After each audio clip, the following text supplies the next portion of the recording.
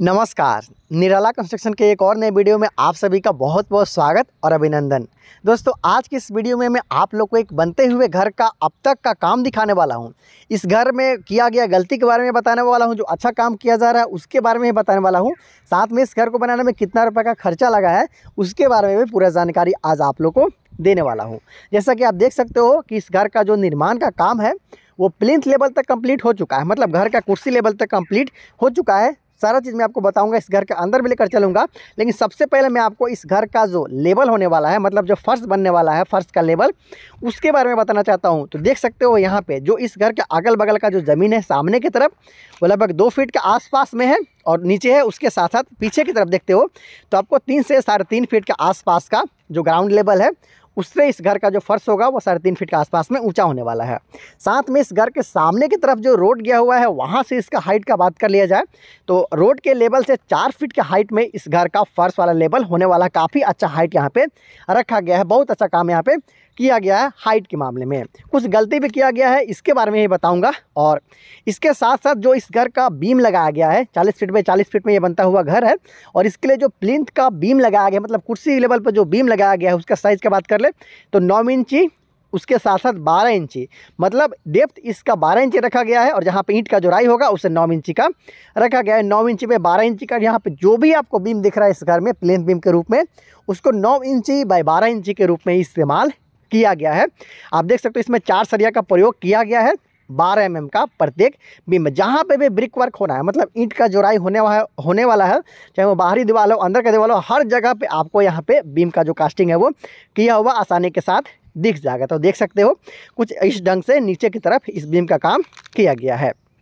साथ में बाहर की तरफ बीम के नीचे में 10 इंच का जो ब्रिक वर्क होता है उससे भी किया गया, अंदर में भी नहीं किया गया है। उसके साथ साथ यहाँ पे कुछ गलत काम भी किया जा रहा है। देखिए, कुछ लोग जो बीम का कास्टिंग करते हैं उसका अगला दिन है जो शटरिंग रहता है उसको खोल के फिर अगला जगह लगाने के लिए जल्दी जल्दी शटरिंग को खोल लेते हैं, और खोलने के क्रम में कुछ इस तरीक़ा से यहाँ पे देख सकते हो कि टूट गया है, जो बीम है वो टूट गया है।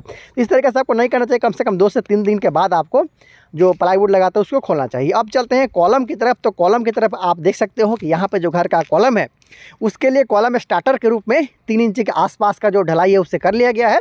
और एक कॉलम में ऐसा नहीं किया गया बल्कि सभी कॉलम इस तरीक़े से जो काम है वो कर लिया गया है सूता मिलाते हुए, ताकि एक फ्रेम बनाया जाए। सारा कॉलम एक साइज़ का है, आसानी के साथ ये कॉलम स्टार्टर के ऊपर रखते हुए कॉलम वाला फ्रेम को जल्दी से कास्टिंग कर दिया जा सके। अगर आप इस तरीक़े से काम करवाते हो, स्टार्टर बनाते हो, तो आपका कॉलम काफ़ी मजबूत बनता है, उसके साथ साथ अपने जगह पर ही रहता है। कॉलम भागने का समस्या इसमें कम आता है, इसलिए ज़्यादातर अपार्टमेंट में आप इस तरीक़ा का जो कॉलम स्टार्टर है उसके साथ ही कॉलम बनाते हुए आपने जरूर देखा होगा। ये अच्छा चीज़ आपको बनाना चाहिए। इस कॉलम का साइज़ का बात किया जाए तो 9 इंच बाई 12 इंच का है, जिसमें सरिया लगा हुआ है 6। 4 जो सरिया है मेन बार उसे 16 mm का रखा गया है। ये दो बार आप देख रहे हो ये 12 mm का रखा गया, मतलब 4 सरिया 16 mm का, 2 सरिया 12 mm का यहाँ पर उपयोग किया जा रहा है। इसके साथ साथ एक और यहाँ पे गलत काम किया जा रहा है। देख सकते हो 8 mm का यहाँ पे रिंग का इस्तेमाल तो सही है, लेकिन जो इसके लिए हुक बना गया है उसको आपको यहाँ पे 90 डिग्री में मुड़ा हुआ देख रहे हो। 135 डिग्री में अगर ये मुड़ा होगा तो और भी ज़्यादा आपका जो कॉलम है वो मजबूती प्राप्त कर सकता है। कुछ इस तरीके से इसे मुड़ा हुआ होना चाहिए। दोस्तों, अगर आप 4 सरिया 16 mm का, 2 सरिया 12 mm के साथ अपने घर बनाते हो तो आसानी के साथ इस कॉलम पर आप अपने घर को 3 से 4 तला तक भी ले जा सकते हो। तो देख सकते हो कुछ इस ढंग से इस घर का जो काम है वो किया गया। नंबर ऑफ टोटल कॉलम का बात कर ले तो 5 कॉलम आपको इस लाइन में मिलता है, 5 कॉलम आपको इस लाइन में मिल जाता है, उसके साथ साथ 5 कॉलम और पीछे साइड, और सबसे पीछे का बात कर लिया जाए तो 5 कॉलम और आपको यहाँ पर नज़र आ जाता है। मतलब टोटल 20 कॉलम के साथ में यहाँ पे काम है वो किया जा रहा है। देख सकते हो कुछ इस ढंग से इसका काम किया जा रहा है। टोटल बीम का कंस्ट्रक्शन हो चुका है, ढलाई का काम है वो कंप्लीट हो चुका है। आप देख सकते हो कॉलम स्टार्टर भी मैंने आप लोग को दिखा दिया है। इसके साथ साथ जो आगे का काम है मिट्टी का भराई वो भी चल रहा है। कैसे आपको सावधानी बरतना है आपको मैं बताऊंगा। ये देख सकते हो कि यहाँ का जो मिट्टी है वो लाल मिट्टी है और हल्का इसमें रेत का भी मात्रा है, उसके साथ साथ छोटा छोटा जो पत्थर है वो भी यहाँ पे देखने को मिल जा रहा है। तो इस तरीका की अगर आप मोरम का इस्तेमाल भी कर लेते हो तो काफ़ी अच्छा माना जाता है। हालांकि सबसे अच्छा जो घर में भराई के लिए काम में आने वाला चीज़ है तो वो है बालू। उसके बाद फिर जो गिट्टी से निकलने वाला डस्ट होता है वो, और सबसे जो सस्ता है उपाय वो है ये मिट्टी। तो आप अपने बजट के अनुसार अपना घर का भराई करवा सकते हो। यहाँ पे आप देख सकते हो कि पानी लगाने का भी काम यहाँ पे चल रहा है अभी दिखाऊंगा, लेकिन उससे पहले मैं आपको इस घर का जो सीढ़ी बनने वाला है उसके बारे में बताऊंगा, कितना रुपया खर्चा आएगा उसके बारे में बताऊंगा। देख सकते हैं यहाँ पे 12 mm का जो सरिया है उससे निकाला गया है, लगभग 4 से 5 इंच की दूरी पे कुछ इस तरीक़ा से यहाँ पे सरिया को निकाल दिया गया, ताकि इसी सरिया का इस्तेमाल करते हुए यहाँ पे जो सीढ़ी बनने वाला है उसके लिए इस्तेमाल इसमें लाया जाए। तो कभी भी आप अपने घर का बीम बनाइएगा, आपको पता है कि कहाँ पे सीढ़ी बनाना है आपको, तो इस तरीक़ा से सीढ़ी के लिए आप सरिया ज़रूर निकलवा लीजिएगा। यहाँ पे देख सकते हो कि पानी लगाने का काम वो भी चल रहा है, ताकि ये जो मिट्टी का भराई हुआ है अच्छे तरीक़े से बैठ जाए, अच्छे तरीके से बैठेगा।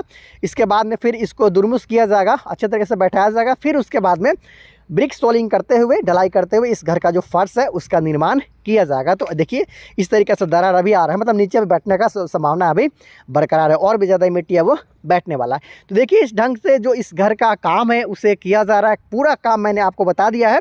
40 फीट बाई 40 फीट में ये बनता हुआ घर है, और इसमें आपको 4 बेडरूम के साथ साथ एक बड़ा hall, dining area, kitchen, toilet, bathroom के साथ साथ सीढ़ी और पूजा रूम भी देखने को मिलने वाला है। तो 1600 स्क्वायर फीट में बनता हुआ घर है, आप देख सकते हो।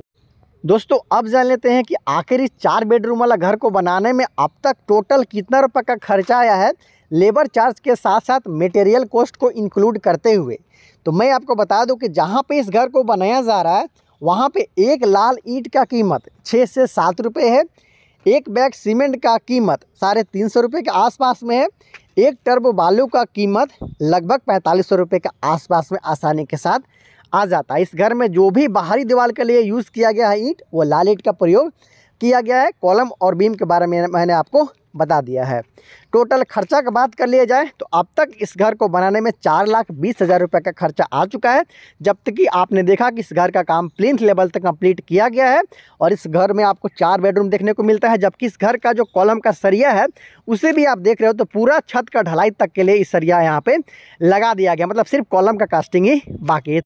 तो दोस्तों आपको ये बनता हुआ घर का जो काम है वो कैसा लगा, ये वीडियो कैसा लगा, और इसके बारे में आप क्या जानकारी चाहते हो उसके बारे में भी आप कमेंट बॉक्स में मुझे बता सकते हो। मैं आपको कमेंट का रिप्लाई करते हुए जो आपका क्वेश्चन रहेगा उसका जो आंसर है उसको देने का कोशिश करूंगा। दोस्तों डेली बेसिस पे यहाँ पे आपको घर बनाने से संबंधित वीडियो मिलता ही रहता है, इसलिए आपसे गुजारिश है कि चैनल को सब्सक्राइब अगर अभी तक आप नहीं किए हो तो चैनल को सब्सक्राइब आप ज़रूर कर लीजिएगा। बहुत जल्द मिलते हैं अगले वीडियो में, तब तक ले दीजिए इजाज़त, नमस्कार।